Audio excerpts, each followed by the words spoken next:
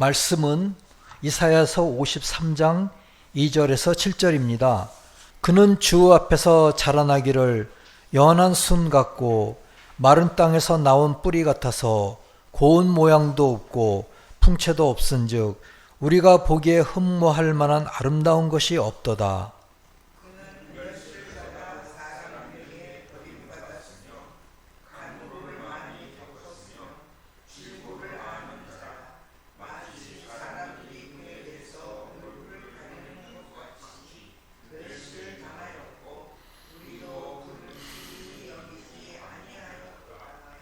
그는 실로 우리의 질고를 지고 우리의 슬픔을 당하였거늘 우리는 생각하기를 그는 징벌을 받아 하나님께 맞으며 고난을 당한다 하였노라.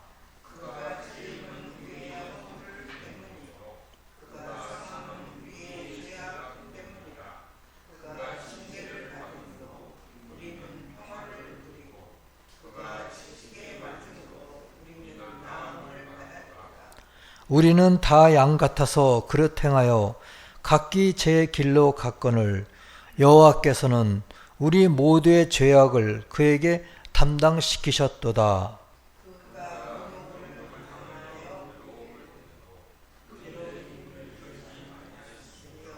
마치 도수장으로 끌려가는 어린 양과 털 깎는 자 앞에서 잠잠한 양같이 그의 입을 열지 아니하였도다. 천국의 비밀 2250번을 읽어드리겠습니다. 주님께서 인류를 위해 중재하신 것은 그분이 세상에 계시는 동안 그리고 실제로 겸비의 상태에 계실 때였습니다. 그럴 때는 여호와에게 다른 사람에게 말하는 것처럼 말씀하셨습니다. 그러나 영광의 상태에서 즉 인간의 본질이 신성한 본질과 하나가 되어 여호와가 되었을 때 주님은 그런 순간에 중재하지 않고 자비를 베푸시고 자신의 신성으로부터 도움을 주시며 구원하십니다. 중재를 구성하는 것은 자비 그 자체이십니다. 그리고 천국의 비밀 8573번을 읽어드리겠습니다. 그냥 들으십시오. 중재에 관해서는 다음과 같습니다. 모든 사랑에는 중재가 있고 따라서 모든 자비에도 중재가 있습니다. 자비는 사랑에서 비롯되기 때문입니다. 사랑하거나 동정하는 사람이 끊임없이 중재한다는 것은 여러 예에서 볼 수 있습니다. 아내를 사랑하는 사람은 아내가 다른 사람들에게 친절하게 대접받고 잘 대우받기를 바랍니다. 그는 이것을 실제로 말로 표현하지 않지만 끊임없이 생각하고 따라서 침묵 속에서 끊임없이 간구하며 아내를 위해 기도합니다. 사랑하는 자녀를 위해서도 그렇게 합니다. 인류를 위한 주님의 중재도 이와 같습니다. 오늘은 그 주님 고난 주간을 맞이하는 첫 일요일인데요. 그 일요일에 주님이 우리를 어떻게 중재하시는가에 대해서 서로 나누도록 하겠습니다. 이 중재가 무엇일까요? 중재는 아주 다른 두 주체 사이에서 그 사이에서의 그 갈등을 해결하고 선에 이르도록 이끄는 것을 의미합니다. 그래서 영어로는 intercession인데요. 근데 기도에 적용해서 말할 때는 prayers of intercession인데 그럴 때는 중보 기도라고 합니다. 오늘은 그냥 중재라는 말씀을 하겠습니다.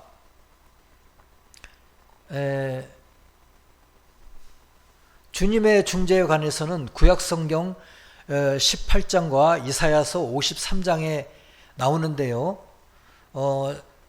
이 창세기 18장에서 모세는 신적 진리를 표상했습니다. 그래서 모세는 그 창세기 18장의 이야기는 모세가 여호와 하나님께 소돔을 멸하지 않도록 중재하는 이야기입니다. 그래서 그에 대해서 제가 한번 읽어드리겠습니다.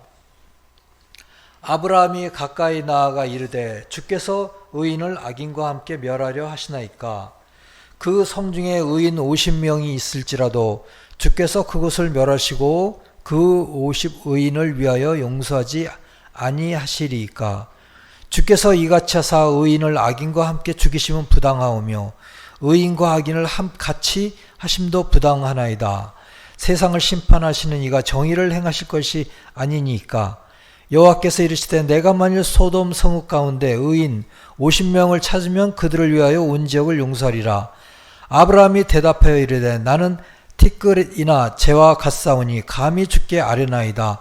50의인 중에 5명이 부족하다면 그 5명이 부족함으로 말미암아 온 성읍을 멸하시이까. 이르시되 내가 거기서 15명을 찾으면 멸하지 아니하리라. 아브라함이 또 아뢰되 거기서 40명을 찾으면 어찌하려 하시나이까. 이르시되 40명으로 말미암아 멸하지 아니하리라. 아브라함이 이르되 내 주여 노하지 마시옵고 말씀하게 하옵소서. 거기서 30명을 찾으시면 어찌하리까. 이르되 내가 거기서 30명을 찾으면 그리하지 아니하리라. 아브라함이 또 이르되 내가 감히 내 주께 아뢰나이다.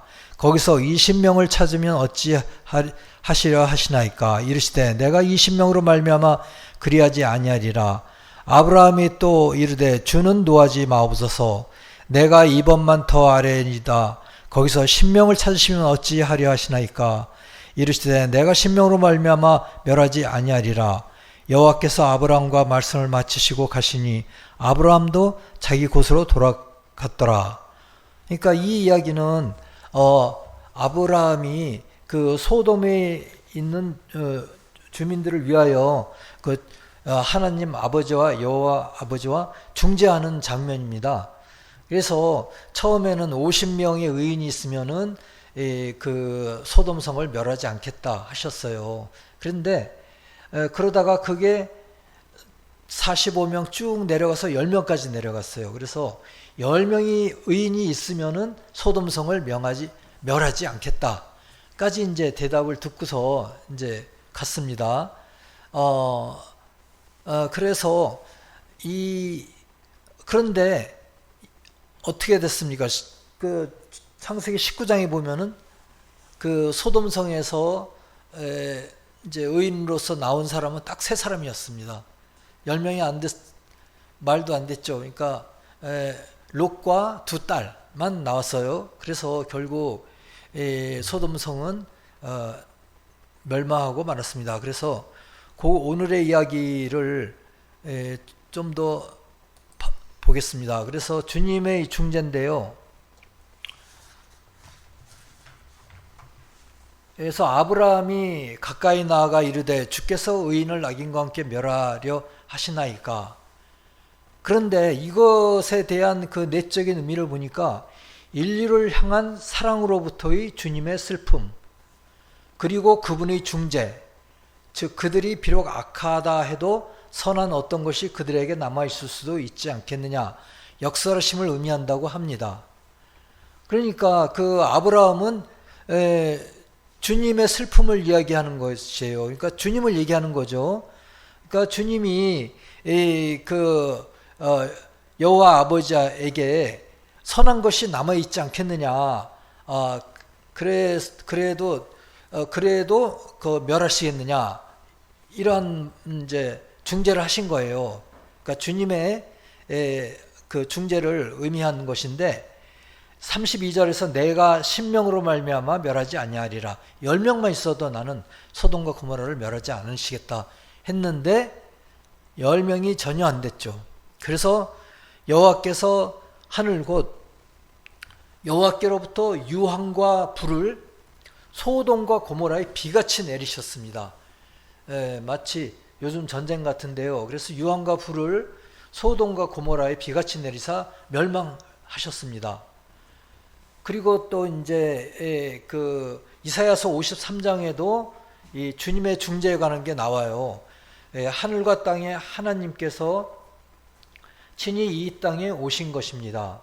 그 목적은 창조물인 인간의 구원을 위하여 오신 것이라고 했지요.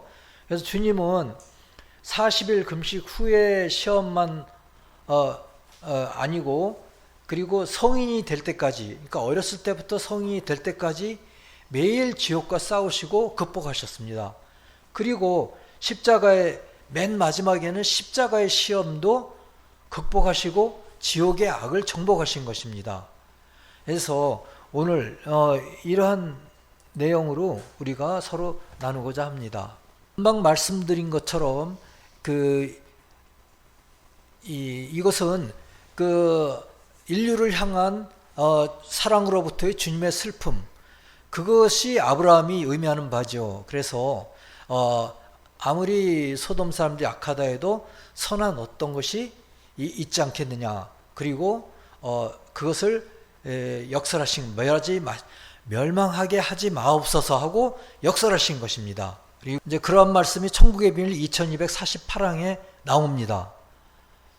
그리고 이제 이사야 53장으로 왔는데, 이사야 53장에서는 주님의 중재에 대해서 또 잘 나오죠.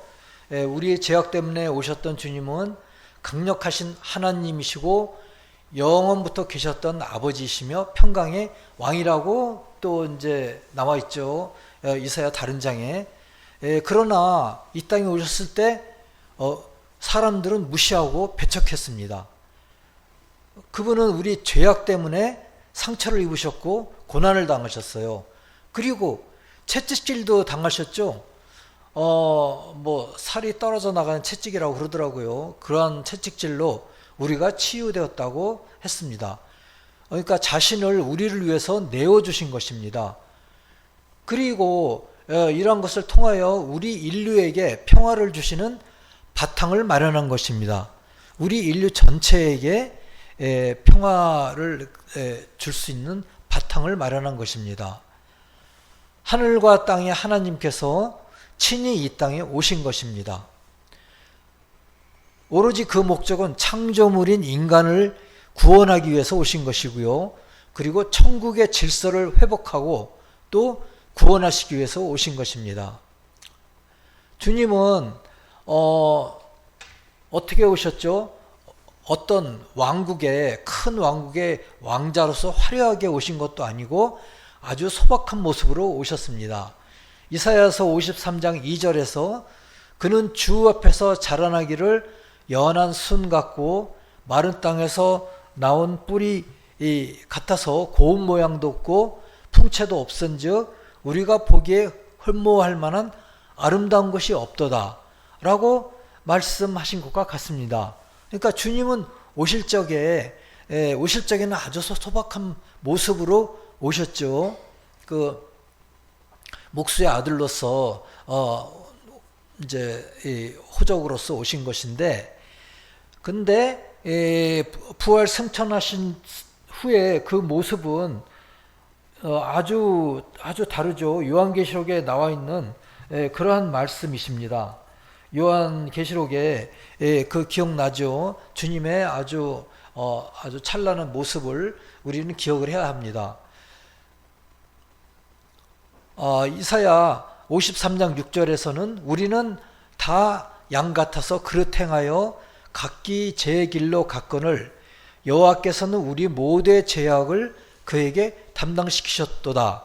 이제 이렇게 얘기해놨어요. 그래서 이거를 보면 하나님 아버지께서 우리의 죄악을 주님에게 담당시키고 우리를 중재하셔서 우리를 구하신 것으로 이렇게 나와 있습니다.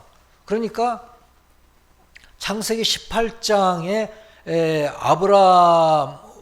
아브라함으로서 표상된 주님과 이사야서 53장에 그 주님은 하나님 아버지와의 중간에서 우리를 중재하신 걸로 그렇게 나와 있습니다.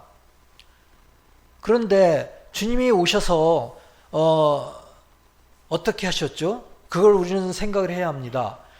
주님은 말씀하시기를 아버지와 나는 하나다라고 말씀하셨어요. 그리고 주님은 우리가 알다시피 사랑 자체이시고 지혜 자체이시고 자비 자체이십니다.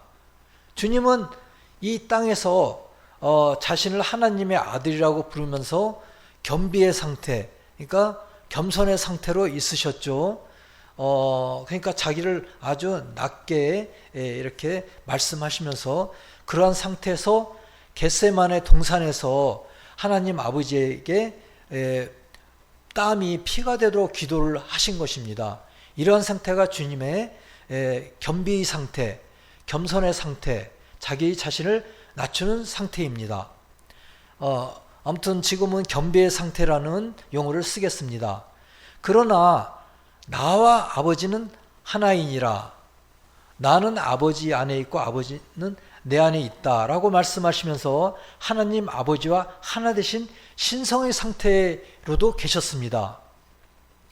그리고 그때가 신적 진리와 신적 지혜의 상태이시면서 신적 능력의 상태이셨던 것입니다. 주님은 겸비의 상태로도 계셨고 또 이러한 영화의 상태로도 계셨습니다. 그러니까 하나님 아버지와 하나 되신 신성의 상태를 영화의 상태라고 이야기를 합니다. 그래서 겸비의 상태, 영화의 상태 그렇게 계셨습니다. 그런데 주님께서는 십자가상에서 다 이루었다 라고 말씀을 하실 때는 어땠을까요? 이 겸비의 상태와 영화의 상태가 완전히 하나를 이루었습니다. 그래서 신적 인성의 영화를 완전히 이루시켰죠. 그래서 주님, 더더군다나 주님은 이 부활하신 후에는 더 이상 겸비의 상태와 영광의 상태가 분리한 상태로 하나님에게 기도하지는 않으셨어요. 그런데 주님은 승천한 후에 그러면은 인류를 위한 구원의 역사는 멈추셨을까요? 절대 그렇지 않습니다. 인류를 위한 구원의 역사는 멈추지 않고 계십니다. 마치 우리가 자녀에 대한 그 지원을 비밀리에 지내는 것처럼 주님도 계속 우리를 인도하시고 지도하십니다. 교육하시고 도와주시고요. 장애물을 나타나면 그거를 알게 모르게 제거해 주시고 또 기회를 주십니다. 그리고 우리가 시험에 실패할 때에도 항상 새로운 기회를 주십니다. 이것이 끊임없는 주님의 중재이자 사랑인 것입니다. 그러니까 주님의 인류를 위한 구원의 역사는 계속되고 있는 것입니다. 더더군다나 스데벤보리 선생님을 통해서 말씀의 속뜻과 영적인 뜻을 밝혀주셨습니다. 이제는 밝혀도 될 시기가 왔다 하고 밝혀주신 것입니다. 그리고 이제 최후의 심판을 영계에서의 최후의 심판 이후에 또한 밝혀주셨습니다. 그리고 이제 내적으로는 내적으로는 우리 마음속에 있는 합리적인 이해성이 밝게 해주시고 또 이해성을 일깨워 주셨습니다. 그래서 성과 진리의 임류를 저희로 받을 수 있게 해주셨습니다. 성과 진리의 임류는 최후의 심판 이후에 아주 강하게 내려오기 시작했습니다. 우리는 이제 죄 가운데 원래 태어났습니다. 그러니까 태국 교회의 그 타락 이후에 태국 교회의 그 영적인 그 하강 이후에 우리는 점점 죄 가운데 들어가기 시작했습니다. 주님이 이 땅에 오신 것은 인류 전체의 죄와 세대의 그 이후 세대의 죄의 문제를 해결하시기 위해 오셨습니다. 주님이 짊어지신 것은 주님의 죄가 아니었습니다. 주님은 어머니로부터 받은 유전악만 물려받으셨는데요. 실제 그 죄는 없으셨었습니다. 그래서 지옥의 악마는 또 주님을 시험할 때 그 유전악을 주님에게 더 주입시키고 더 강화를 시키고 주님이 시험에 지도록 강력하게 시도하였습니다. 그러나 어땠죠? 주님은 말씀으로 시험을 물리치셨습니다. 그 악들은 우리 모두가 가지고 있는 악들과 일맥상통합니다. 주님은 40일 금식 후의 시험만이 아니고 주님이 어렸을 때부터 성인이 될 때까지 매일 지옥과 싸우시고 극복하셨습니다. 각각의 나이대에 빠질 수 있는 어떤 죄악이 있지 않을까 생각이 됩니다. 그러한 죄악들과 매일 싸우시고 또 그것을 불어넣는 지옥과 싸우시고 극복하셨습니다. 그리고 마지막에는 십자가의 시험을 극복하시고 최종적으로 지옥의 악을 정복하셨다고 주님의 교리 15번에서는 이야기하고 있습니다.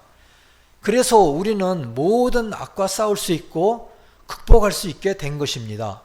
그러니까 천국의 비밀 9937항에서 말하기를 주님의 이러한 악을 정복하신 것으로 말미암아 우리는 악과 싸울 수 있고 극복할 수 있게 된 것이라고 말합니다. 우리가 악에 빠질 때 주님과 우리는 멀어지게 됩니다. 그때 우리는 이 땅에 오셔서 고난을 받으신 주님을 통하여 악을 극복할 수 있는 것입니다. 주님은 십자가상에서 마지막 시험을 극복하시고 전체 인류에게 드리워졌던 검은 먹구름을 걷어내신 것입니다. 그러면서 천국의 질서가 회복된 것입니다. 그것이 인류 전체에 대한 주님의 중재가 이루어지는 순간이었습니다. 그러니까 영계와 이 지상계의 중간에 드려져 있던 검은 먹구름이 걷어지면서 천국의 임류가 강하게 내려올 수가 있었고 사람들은 이제 구원을 받을 수 있게 되는 그러한 상태가 되고 그러한 바탕이 조성이 된 것입니다. 그래서 인류 전체에 대한 이것이 인류 전체에 대한 주님의 중재입니다. 주님은 사랑 자체이시며 지혜 자체이십니다. 그러므로 우리가 잘못할 때는 항상 용서하십니다. 그러나 우리가 진리 말씀에 비추어 우리가 우리 죄를 인식하고 회개하고 돌이키고 주님의 도움을 구할 때만이 우리는 진정으로 용서받고 악을 극복하게 되는 것입니다. 우리는 점차적으로 자아사랑과 세상사랑을 제거하게 됩니다. 그리고 우리 마음에 천국적인 진리와 사랑의 기쁨이 심어집니다. 주님은 우리에게 새로운 마음과 새로운 영을 부여해 주십니다. 그래서 우리가 이 땅에 사는 동안 우리 영혼을 변화시킬 수 있는 것입니다. 그럴 때 주님의 중재가 이루어지는 순간입니다. 주님의 중재가 개인적으로 이루어지는 순간인 것입니다. 그러나 사람이 받아들이지 않는다면은 내적인 변화는 이루어지지 않습니다. 인류 전체를 위한 중재와 또 개인을 위한 중재가 이루어지지가 않고 전혀 효과가 없으면서 내적인 변화는 이 땅에서 이루어지지 않는 것입니다. 주님은 이 땅에 오셨을 때 죄와 악의 결과에 대해서 항상 말씀하셨습니다. 많은 병자를 치유해 주시면서 영혼의 질병과 치유를 가르쳐 주려고 하셨습니다. 그리고 진정한 용서와 구원이 무엇인지 가르쳐 주시려고 사람들을 치유하신 것입니다. 그러니까 항상 사람들을 치유하실 때 너희 죄가 용서를 받았다. 너희 믿음이 너를 구원하였다. 그러면서 용서와 치유를 병행해서 항상 말씀하셨습니다. 그래서 우리가 그것은 이제 주님께서 우리의 영적인 치유를 이제 말씀하신 것입니다. 그래서 주님을 받아들이고 영적인 치유를 받을 때 주님의 중재가 우리 가운데 이루어지는 것입니다. 주님이 이 땅에 오셔서 고난을 받으시고 지옥을 정복하신 이유가 우리 죄악 때문에 생긴 주님과의 분리를 중재하시기 위함이십니다. 주님은 진리 자체이시며 사랑 자체이십니다. 그래서 주님의 진리 안에는 뭐가 있을까요? 하나님의 사랑으로 인도하는 자비가 항상 들어있습니다. 지옥으로 가는 길을 피하도록 인도하는 길이 거기에 내포되어 있습니다. 이것이 중재인 것입니다. 그리하여 인간으로 이루어진 천국을 만드시려는 주님의 목적을 달성할 수 있는 것입니다. 주님은 무한한 사랑이십니다. 그리고 끊임없이 일하십니다.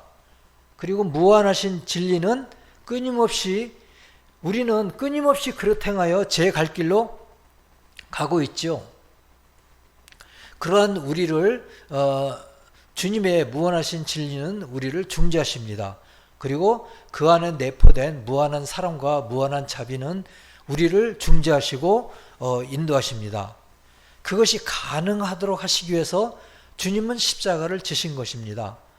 십자가상의 무한의 고통을 감당하신 것입니다.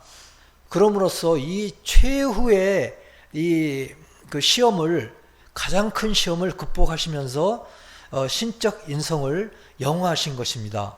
그러므로 말미암아 천국의 질서는 회복되고 이 천국과 지상을 가로막던 깊은 짙은 구름은 그것은 이제 거치게 된 것입니다.